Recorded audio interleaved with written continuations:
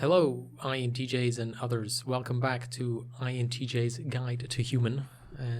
On today's video, we'll be talking about the inferior function of the INTJ and some techniques to overcome those, or that inferior function rather.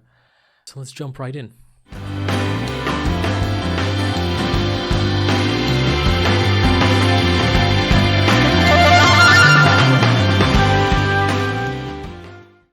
So to start out the video, I want to discuss what the inferior function is, sometimes known as the fourth function, because it fills up the fourth slot.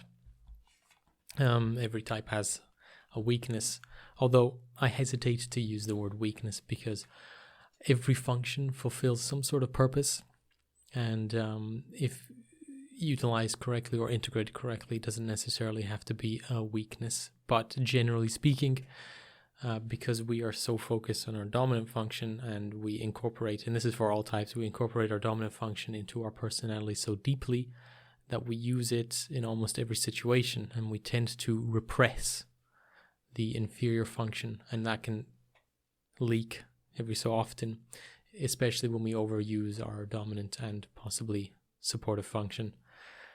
So basically the inferior function is the function which most types would use the least, and or they put it to the side, they don't think about it, because again, as I said before, the dominant function becomes the one that we incorporate into our personality the most and the one that we rely on the most.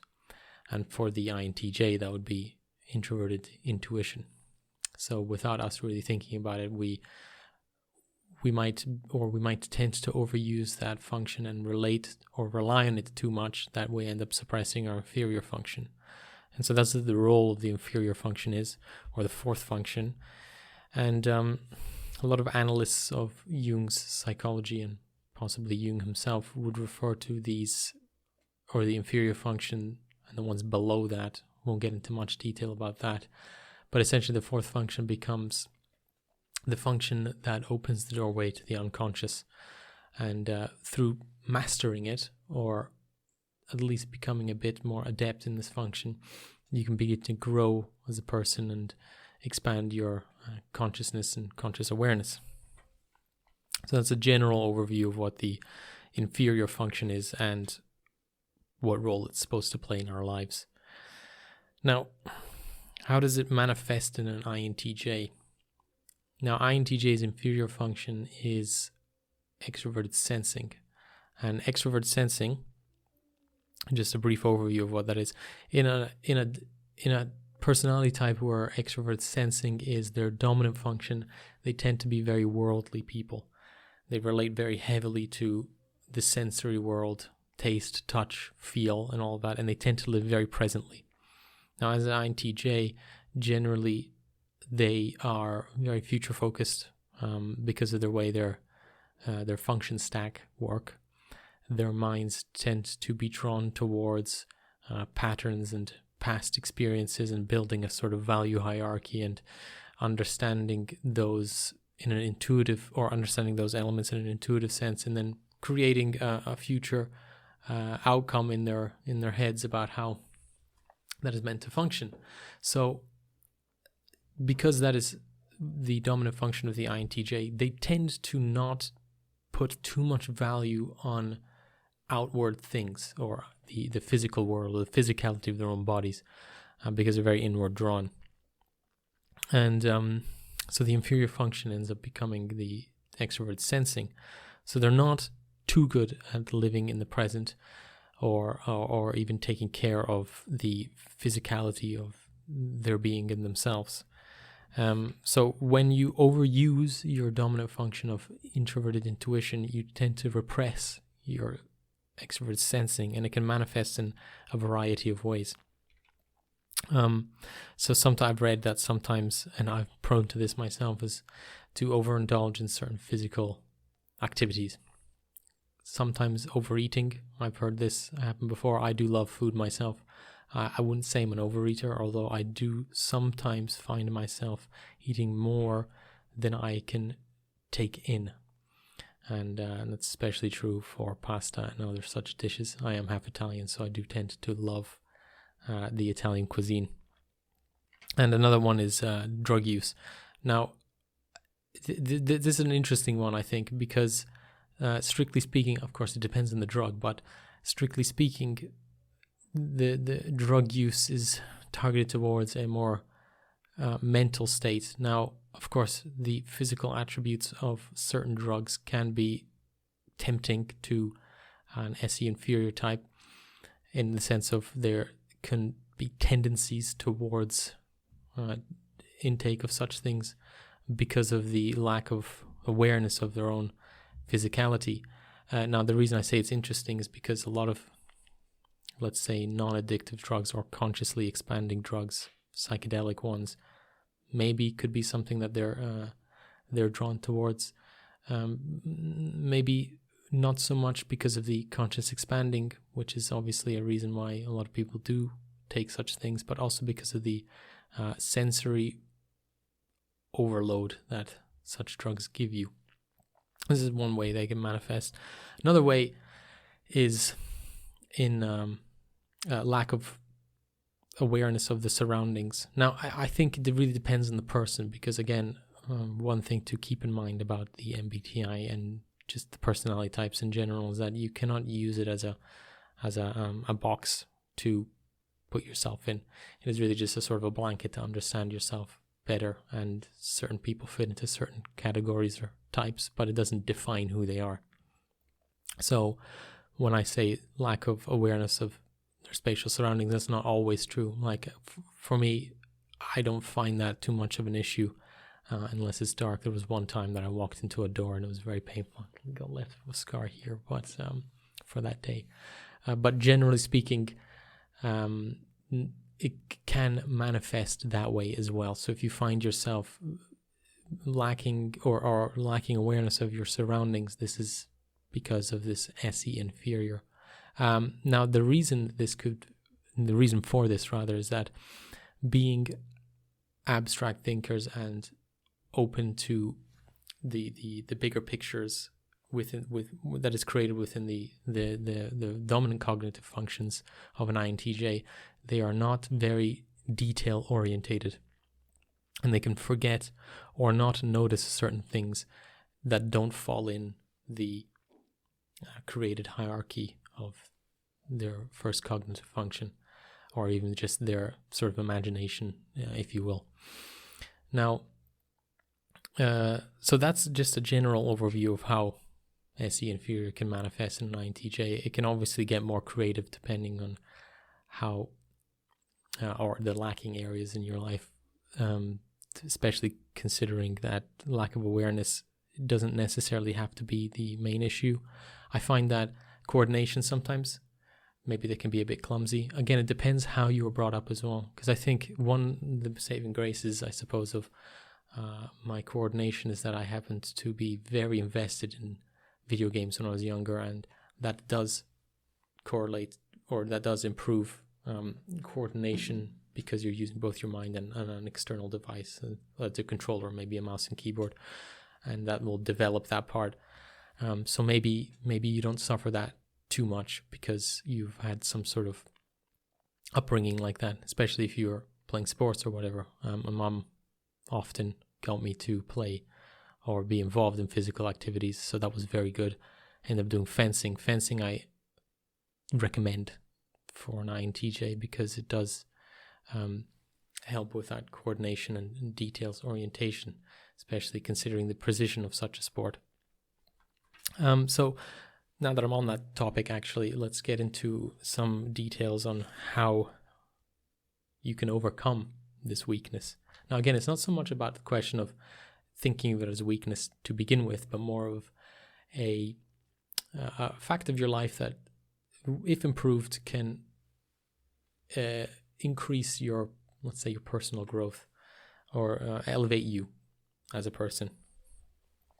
So if you consider the weakness for yourself, whether it be manifesting in overindulging or lack of coordination or spatial awareness, or you need to be focused more on details, one thing that I think is actually very helpful is yoga. Now, I'm not going to get into a massive rant about yoga, because I think a lot of people consider when a person says yoga, they think about bending their bodies in weird ways. Now, speaking from the perspective of the Sanskrit meaning or the Hindu religion, yoga is merely, it actually just means balance. So balance of mind and body. Now, the reason I think this is very good for an INTJ, and now I'm talking about the physical yoga, or I think, what's it called again? Hatha yoga. Anyway, the one that you see on TV, basically. If done correctly and built into your own value system, you can understand that the physicality of those certain positions that you hold build upon your dominant function of introverted intuition, because the whole purpose of it is to expand the mind through use of the body. So one thing that I like to do in the morning is, and this is a great technique for developing a successful habit, is to do something that you dislike first. And if you are an INTJ, it is very likely that you're not a huge fan of exercise in general. I am certainly not. So trying to build in a routine in the morning, especially because it's the first thing you do, it can help you overcome this inferior function, or at least integrate it better into your own life. So doing something like yoga, I don't actually do yoga positions. What I do is plank for about a minute, and then I do this thing called a fire breath. And essentially, I advise you do some research on this, because I'm not a yoga instructor, but it is available to anyone.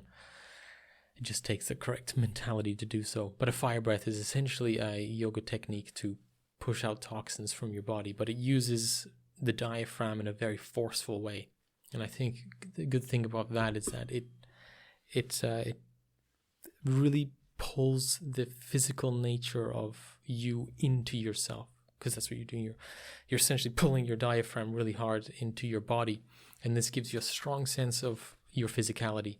And I think as an INTJ, especially considering that the SE is your inferior function, you really need to get a grasp on that. And also,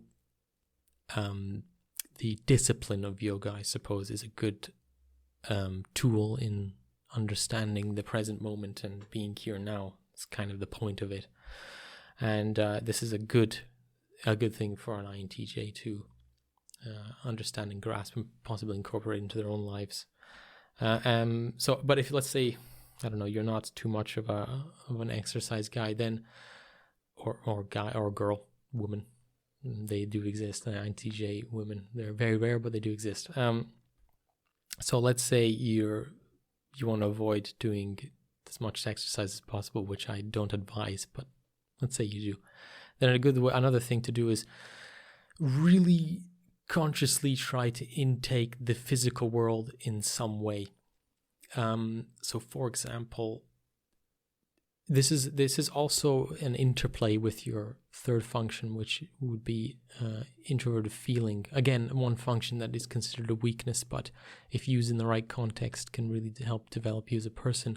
And generally speaking, this tertiary function, or the third function, for an INTJ being introverted feeling, and this is for all types, do tend to develop later on in life naturally.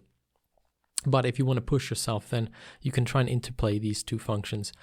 And because your inferior function being the extroverted sensing function, try and really consciously intake the physical world. So what I mean by this, for example, really deeply breathe in a flower, understand the sense of the flower, and then try and incorporate that feeling within yourself. Because then what you do is you end up interplaying the two functions, the introverted feeling and the extroverted sensing. And because you're not doing it in a serious environment, you can be a bit playful with it. And I think, or I've read rather, that if you use your third function in a more playful and recreational way, it's much easier to develop, because you're not using it as a sort of way that you perceive the world, and it could help you reach another perspective somehow. So if you don't want to exercise, then another thing you can do is really try and intake the physical world. And other than deeply smelling a flower, which I think is very hippie, but you could try it. I mean, I do like to smell a flower every so often. It's primarily because my fiance is an ENFP and they really push you to do those kind of things.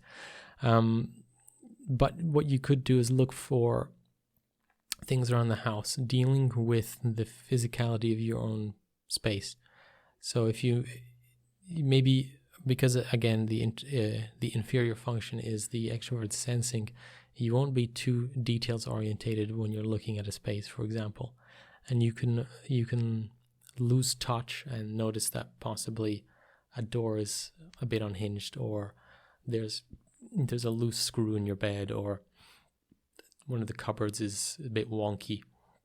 Fixing those issues addresses your extroverted sensing, because that is a very physical thing, and you need to be present with that thing there in order to deal with it. You can't be spacing out essentially when you're dealing with fixing your cupboard or doing some handy work around the house.